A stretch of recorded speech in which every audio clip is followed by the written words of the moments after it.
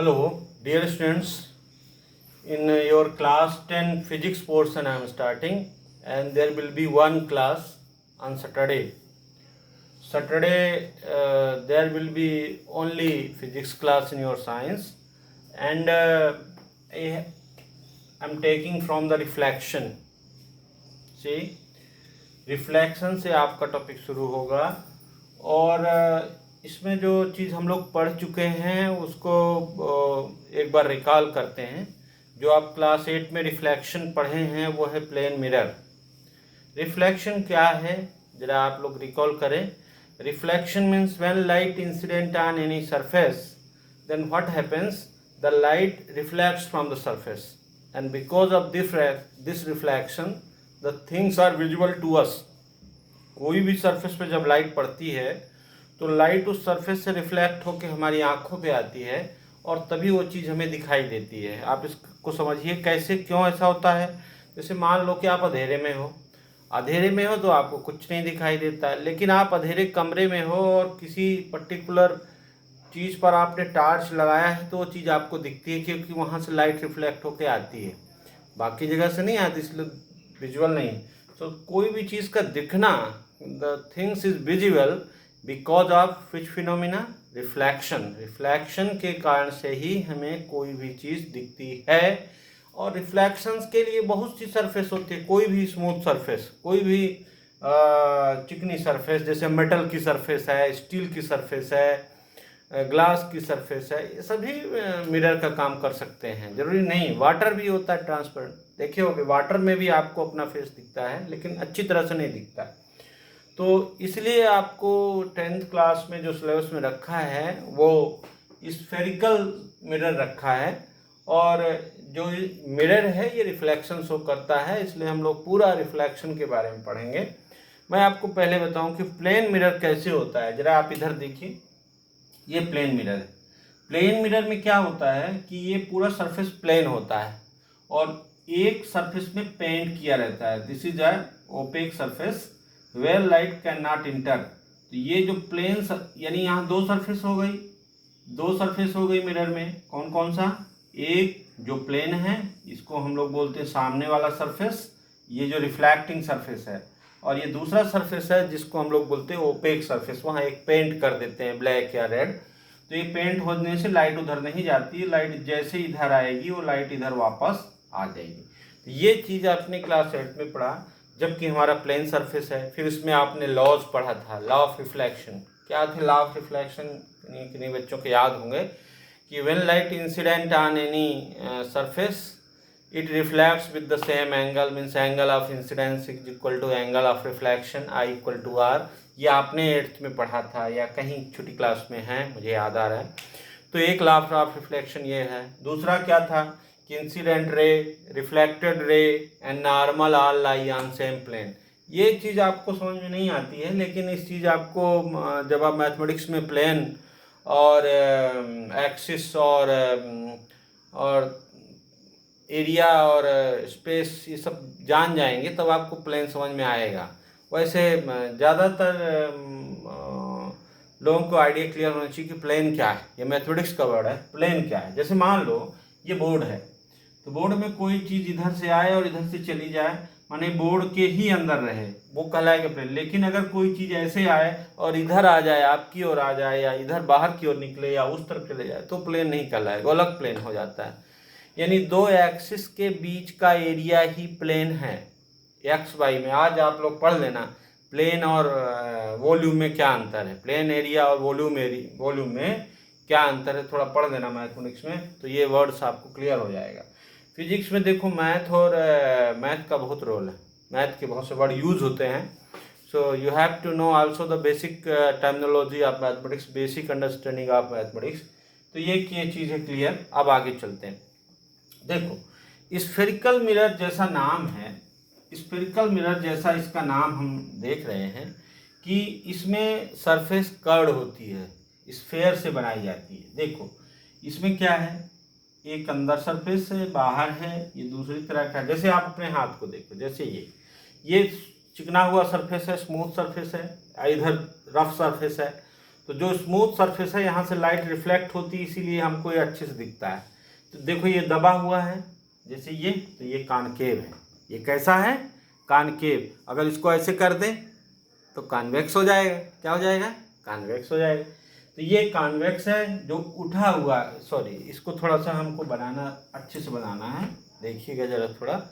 इसमें सॉरी इसमें क्या है कि ये सरफेस जो ओपेक है ये अंदर होता है, ये कहलाता है कॉन्वेक्स। ये क्या कहलाता है? कॉन्वेक्स। और इसमें जो ये सरफेस है ये अंदर की ओर होता है, इसलिए इसको बोलते हैं कॉनकेव। ये उठा हुआ है कॉन्वेक्स, ये दबा हुआ है कॉनकेव। तो दो प्रकार का मिरर हो सकता है स्फेरिकल, एक कॉनकेव हो सकता है या कॉन्वेक्स हो सकता है। जैसे आप एक चम्मच से देख सकते हैं स्पून में, स्पून को ऐसा देखिए, ये फिर ऐसा देखिए, स्पून में भी हो सकता है। तो ऐसी सरफेस जो एक तरफ अंदर होती है एक तरफ बाहर होती हैं वो, लेकिन एक साइड इसमें आप देखेंगे कि ओपेक ही रहता है और एक साइड में रिफ्लेक्शन होता है, इसलिए ये सरफेस को रिफ्लेक्टिंग सरफेस बोलेंगे। इसमें देखो ध्यान से, ये जो सरफेस है, ये जो अंदर वाली है इधर वाली, ये रिफ्लेक्टिंग है और बाहर वाली ओपेक सरफेस है। क्लियर है? अब हम लोग इसके आगे की कुछ टर्म्स पढ़ेंगे, टर्मिनोलॉजी, उनको समझते हैं। Basic terminology.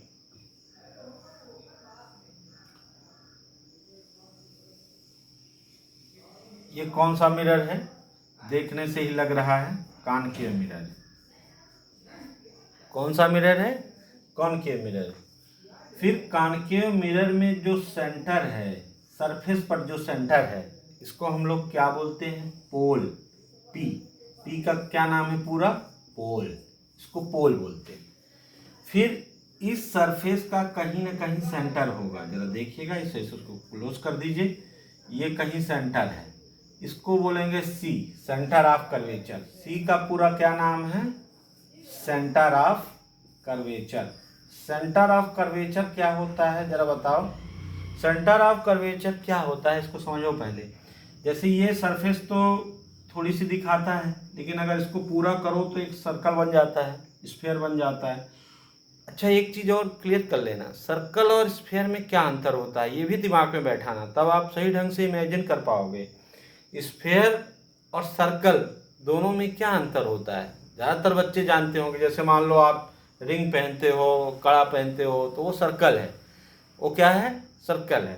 तो ये सर्कल नहीं है, ये जो हम बनाए हैं सर्कल नहीं है, ये सर्कल नहीं है, ये स्फीयर है। स्फीयर क्या होता है? जैसे आपका फुटबॉल, इमेजिन फुटबॉल आपका स्फेरिकल है, तो फुटबॉल में आप उसको कट कर दो बीच से तो आपको दिख जाएगा कि ये कॉनकेव है। Clear?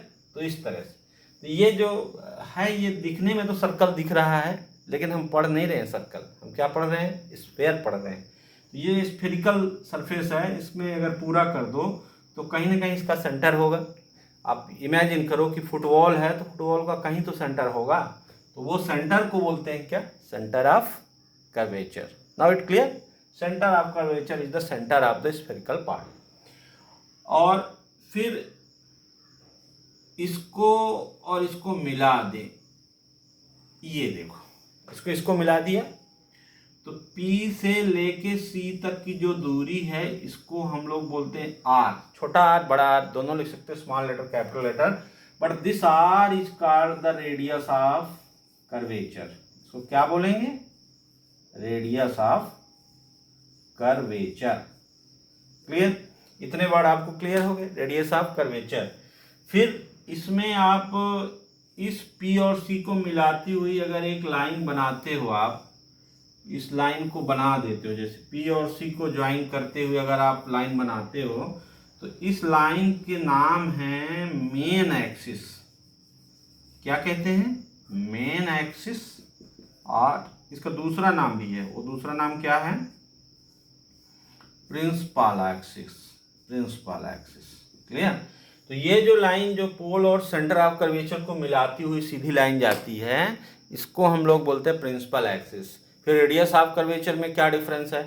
Radius of curvature is distance from pole to the centre of curvature, and this line joining pole to the centre of curvature passing this line is called the main axis or principal axis. Clear? R is the radius of curvature, P is the pole, P pole कहाँ पर है, जो mirror के surface पर या mirror की rim पर centre point है, उसको हम लोग बोलते हैं पोल। क्लियर हो गया यहाँ तक। ये टर्मिनोलॉजी आप इस मिरर के लिए भी यूज़ कर सकते हैं और यही टर्मिनोलॉजी आप कॉन्वेक्स मिरर के लिए, ये कॉनकेव के लिए हमने बनाया है। अब देखिए मैं कॉन्वेक्स के लिए बनाता हूँ, आपको दिखाता हूँ कॉन्वेक्स में कैसे ये बनेंगे। कॉन्वेक्स में देखिएगा, कॉन्वेक्स में आप बना दीजिए, ये कॉन्वेक्स की सरफेस हो गई, कॉन्वेक्स की सरफेस ऊपर उठी हुई होगी, ठीक है। फिर आप इसको लाइन को बना दो, लाइन का नाम बताओ क्या है, प्रिंसिपल एक्सिस। ये क्या है, पोल। ये क्या है, सेंटर ऑफ कर्वेचर। और यहाँ से यहाँ तक क्या है, आर। बस क्लियर। उसमें इस तरह, उसमें अंदर की ओर था, इसमें इस तरह से है। और इसको आप चाहो तो ऐसे पूरा कर सकते हो, लेकिन बुक में ऐसे पूरा नहीं रहता, बुक में थोड़ा सा बना रहता है, ठीक है। तो आपने बेसिक टर्मिनोलॉजी पढ़ ली। अब हम लोग एक दूसरे चीज़ पर फोकस करेंगे, एक दूसरे चीज़ पर कंसंट्रेट करेंगे, वो वर्ड है फोकस। फोकस क्या है, ये चीज़ आपको अब समझाएंगे। फोकस देखिए, सबसे पहले फोकस क्या है इसको बताएंगे। पहली बात तो जान जाओ, फोकस एक पॉइंट है।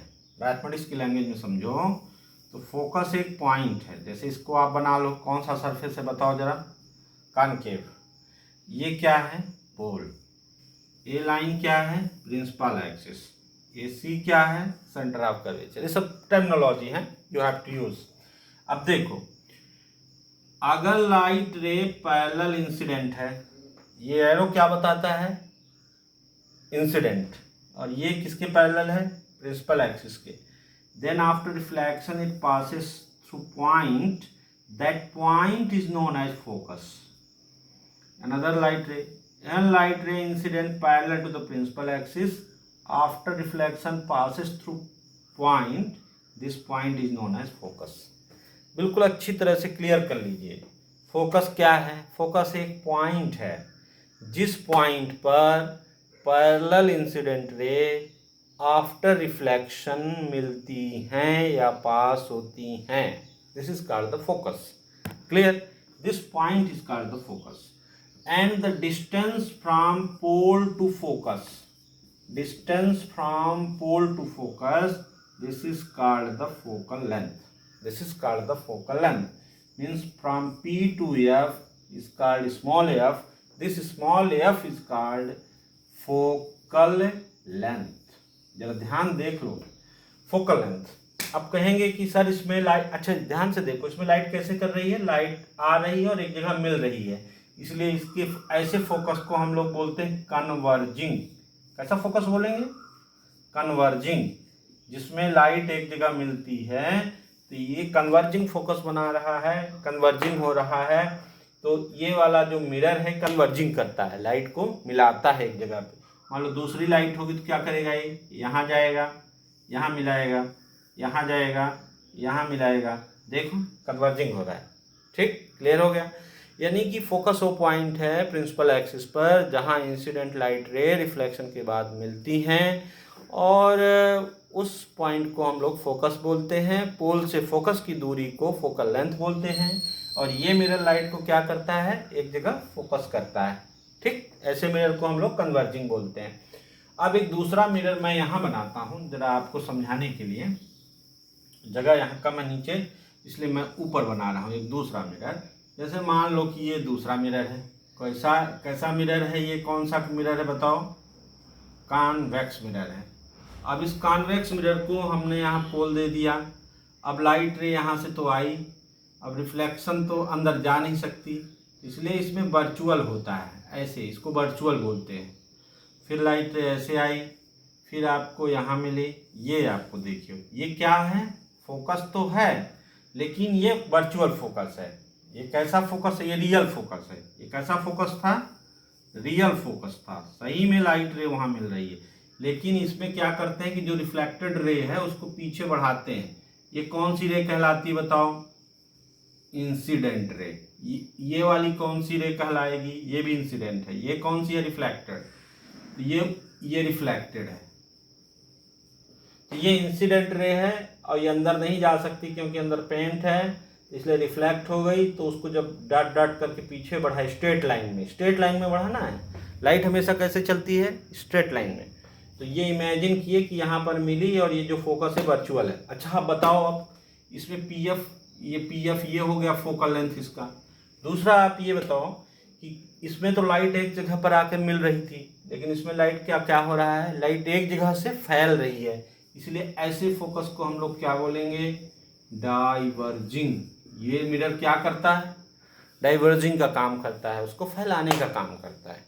तो ये बातें क्लियर हो गई। फोकस क्या है? पोल से फोकस का लेंथ। रेडियस ऑफ कर्वेचर क्या है? पोल से सेंटर ऑफ कर्वेचर। फोकस हर दो प्रकार के होंगे।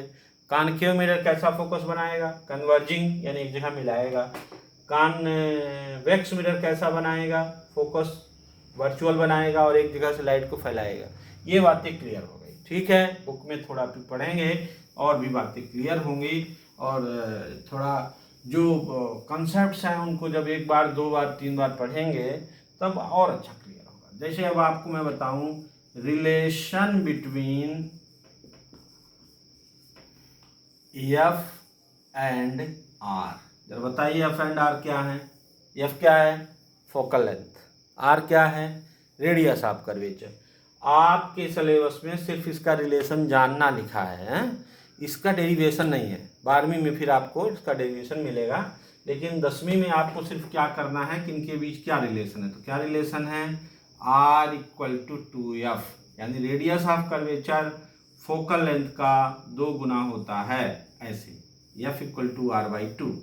जैसे मान लो कि ये मिरर बन गया, देखो जरा, इस मिरर में ये पोल हो गया, ये सेंटर हो गया, तो P से C तक मान लो R है 20 सेंटीमीटर, तो F कहाँ पर होगा? इसके बीचों बीच। F कहाँ पर होगा? इसके बीचों बीच, यानी स्मॉल f इक्वल टू 10 होगा। क्लियर हो गया। तो radius of curvature focal length का डबल होता है, और f इक्वल टू r, यही दोनों के लिए सही है। चाहे ये मिरर कर लो, आप इस मिरर में भी देखो तो C यहाँ है तो फोकस यहाँ होगा, पोल यहाँ, यानी कि पोल और P और C के बीचों बीच F होता है। समझ गए? F कहाँ होता है? F in mid of P and C। F P और C के बीचों बीच होता है, मिड में होता है। ठीक है, क्लियर है? कोई कंसेप्ट इसमें कोई डाउट नहीं है? फिर भी आप एक बार बुक में पढ़िएगा। ये जो मैं हिंट दे रहा हूँ बस इन्हीं को आप देखते चलिएगा, इन्हीं टॉपिक को। बस आखिरी एक और आपको बता दूँ, फिर इसको क्लोज करता हूँ। देखिए, इसमें एक और चीज़ है जिसको हम लोग बोलते हैं मिरर फार्मूला। आपको जानना है बस इसको, और इसको ज़्यादा डेरिवेशन नहीं है आपकी सिलेबस में। देखिए मिरर फार्मूला क्या होता है, जैसे मैं एक डायग्राम बना के आपको समझा रहा हूँ। जैसे मान लो ये क्या है, बताओ? Concave mirror. ये क्या है? पोल। ये क्या है? सी। ये क्या है? एफ। मान लो यहाँ एक ऑब्जेक्ट है, ये कोई ऑब्जेक्ट है, पेन जैसा कोई ऑब्जेक्ट यहाँ रखा है। देखो लाइट यहाँ से जाएगी, फिर light incident parallel to principal axis कहाँ से जाएगी? फोकस से जाएगी। रूल है, देखो 3 रूल हैं लॉ ऑफ रिफ्लेक्शन, इनको पढ़ लेना। दूसरा, अगर लाइट सेंटर ऑफ कर्वेचर से जाएगी तो उसी में लौट आएगी। ठीक, तो जहाँ ये मिली है वहाँ पे इमेज बन गया। देखो ये इमेज बन गया, तो ये मान लो इसका नाम था AB, तो इसका नाम हो जाएगा B', A'। ये हो गया पोल। अब आप ध्यान से देखो मिरर फार्मूला। अब यहाँ मैं डिस्टेंस लिख रहा हूँ, P से F तक की डिस्टेंस को क्या बोलोगे? इस डिस्टेंस को क्या बोलोगे? Focal length. क्या कहोगे?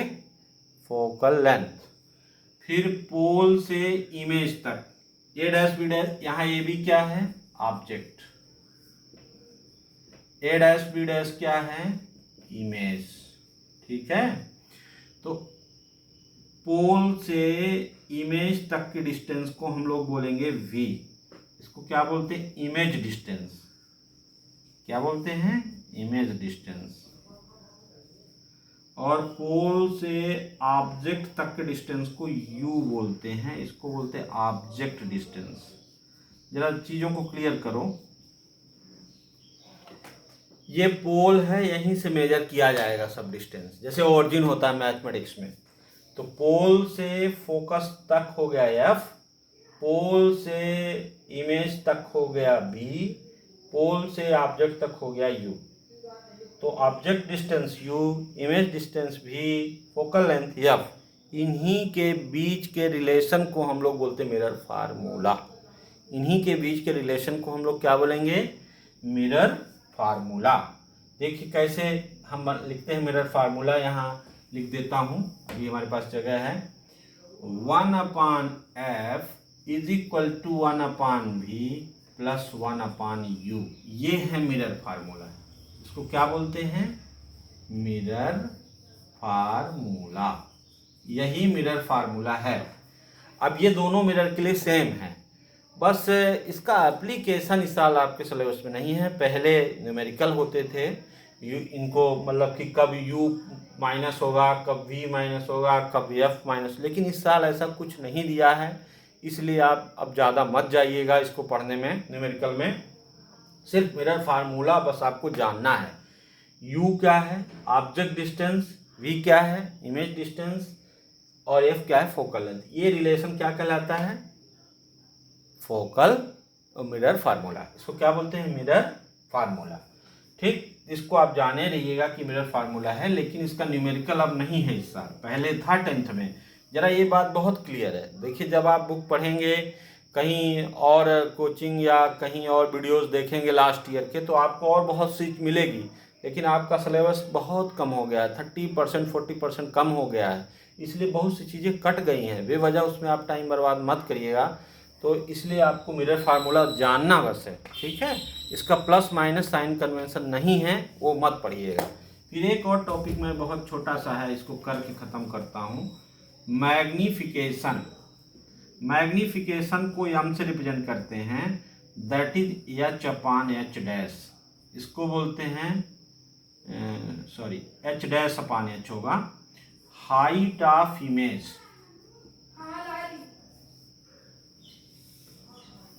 To the height of object, ये होता है फार्मूला, ठीक है। इमेज की हाइट बचे ऑब्जेक्ट की हाइट को बोलते हैं मैग्नीफिकेशन। इसी का एक फार्मूला ये भी होता है। m की कोई यूनिट नहीं होती है, नो यूनिट। क्यों यूनिट नहीं होगी? क्योंकि जो नीचे है डिस्टेंस, ऊपर डिस्टेंस तो खत्म हो जाए। ये मैग्नीफिकेशन है, बस इतना ही है। अब आपको मैं कहता हूं कि आप लोग थोड़ा सा इसका कुछ चीज़ें अपने से पढ़िएगा, जिसको हम लोग बोलते हैं एप्लीकेशंस। एप्लीकेशंस आप मेरे देखिएगा, एप्लीकेशंस, ये अपने से पढ़ लीजिएगा, है नहीं आपके सिलेबस में। लेकिन जब आप फिजिक्स में या साइंस में जब तक एप्लीकेशन आप नहीं पढ़ते हैं, तो आपको समझ में नहीं आता कि क्या दिया है। क्यों भाई? तो इसलिए कॉनकेव मिरर के जो एप्लीकेशंस हैं वो मैं डिस्कस करता हूँ, और कॉन्वेक्स मिरर के जो एप्लीकेशंस हैं वो भी डिस्कस करता हूँ। थोड़ा आप बुक में देख लेना, सिलेबस में नहीं है लेकिन जानकारी के लिए। देखो कॉन्वेक्स मिरर कहाँ यूज होता है? ड्राइवर के लिए यूज होता है।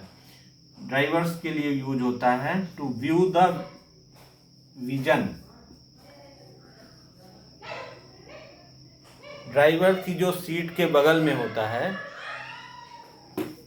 एक मिरर लगा होता है, उसमें जब हम देखते हैं तो हमको सीधी इमेज दिखती है। जैसे इतनी बड़ी गाड़ी पीछे से आ रही तो इतनी छोटी सी गाड़ी दिखती है, तो ये कहलाता है कॉन्वेक्स मिरर का एप्लीकेशन।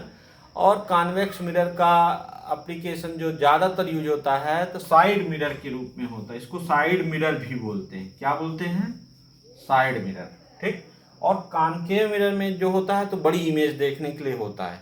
तो बड़ी इमेज देखने के लिए होता है तो इसमें क्या होता है, जैसे सेविंग मिरर, सेविंग में होता है। जैसे मान लो बार्बर की दुकान में जाओगे तो आप देखते हो कि जो उसके दुकान में मिरर लगे होते हैं वो अच्छे बड़े बड़े होते हैं, उसमें हमारे हेयर अच्छे से दिखते हैं। और जो कॉनकेव मिरर और जगह होता है तो वो सोलर कुकर में भी लगा होता है। सोलर कुकर में भी लगा होता है, और भी कई जगहों में यूज किया जा सकता है जहाँ बड़ी इमेज देखनी हो। जैसे इतनी छोटी ऑब्जेक्ट है तो इतना बड़ा इमेज देखना है, ऑब्जेक्ट का इतना बड़ा इमेज देखना है, वहाँ पर हम लोग कॉन्केव मिरर लगाएंगे। ठीक है, so this is enough for you, ये पर्याप्त हो गया। तो जो आज हमने पढ़ा है उसको एक समरी सुनो। मिरर, कॉन्केव मिरर के दो टाइप, कॉन्वेक्स मिरर और कॉन्केव मिरर। सरफेस देख के डिसाइड कर लेंगे, अगर सरफेस दबी हुई है जैसे ये है, ये कॉन्केव, ऐसे है तो कॉन्वेक्स। फिर उनके pole, centre of curvature, focus, main axis, फिर हमने focal length, radius of curvature, उनके बीच रिलेशन। फिर हमने देखा कि जो मिरर फार्मूला है, object distance u, image distance v और फोकल लेंथ का रिलेशन है। फिर मैग्नीफिकेशन है, h'/h यानी height of image to height of object. और इस तरह से एक थोड़ा सा डिस्कशन एप्लीकेशंस पे हुआ। तो ये जो अब का सिलेबस है, मॉडिफाइड सिलेबस है, ये उस आधार पे लिया गया है। ओके, आगे जो पिछले साल की सिलेबस की बुक्स हैं या रिकॉर्डेड वीडियोस हैं, पिछले साल वाली को आप मत देखिए, क्योंकि उसमें बहुत सी सिलेबस था जिसको कवर किया गया था। अभी उतना सिलेबस है नहीं, तो इस वीडियो में हम यहीं तक करते हैं। और आप लोग को जो भी प्रॉब्लम्स हैं, जो भी कमेंट्स करने हैं, तो आप कमेंट्स कर सकते हैं, ग्रुप में भी कर सकते हैं। कुछ पूछना है तो ग्रुप में डालिएगा।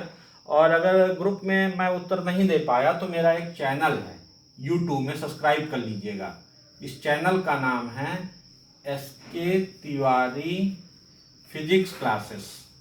ये चैनल है यूट्यूब में, SK तिवारी फिजिक्स क्लासेस।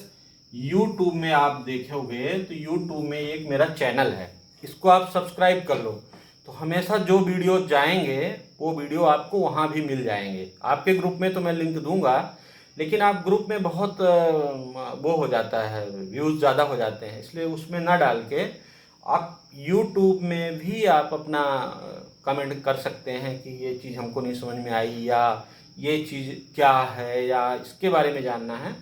तो मैं आपको सलाह दूंगा कि मेरे चैनल को सब्सक्राइब कर लो, SK तिवारी फिजिक्स क्लासेस। इसमें और कई क्लासेस की वीडियोस हैं, जैसे 12th के, 11th के, तो आपका भी मैं डाल दूंगा उसमें। ठीक है, तो आप इसको भी देख लीजिएगा। ये क्लास 10 के लिए एक्चुअली है, क्लास 12th के लिए तो नहीं जरूरी है, लेकिन आपके लिए रहेगा तो आप देख लीजिए। तो आप वहाँ कमेंट कर सकते हैं, ग्रुप में भी कर सकते हैं, मैं ग्रुप भी देखूंगा और ग्रुप में भी कर सकते हैं। तो आज का टॉपिक इतना ही। नेक्स्ट टॉपिक में हम रिफ्लेक्शन की बात का टॉपिक करेंगे, रिफ्रैक्शन। थोड़ा आप बुक में जरूर पढ़िए, you must read the books, because after reading the understanding will be better. Okay, and after one day I will after 4 or 5 classes I will make a Google meeting in Google Meet में जब हम लोग मिलेंगे तब उसमें हम आपके personal problems को भी पूछ लेंगे। लिंक हम ग्रुप में पहले से शेयर कर देंगे, लेकिन 2-3 क्लास हो जाए तो, अभी एक क्लास के बाद ठीक नहीं है। और बाकी साइंस की क्लासेस आपकी चल रही होंगी। फिजिक्स का मैं सैटरडे को दूंगा। आप ये चैनल सब्सक्राइब जरूर कर लीजिए, SK तिवारी फिजिक्स क्लासेस, जिसमें आपको सभी वीडियोज़ मिल जाएंगे। कई ऐसे वीडियोज हैं, हो सकता है आपके यूज़फुल हों और आप देखना चाहें तो उसमें से देख सकते हैं। Thank you, have a nice day.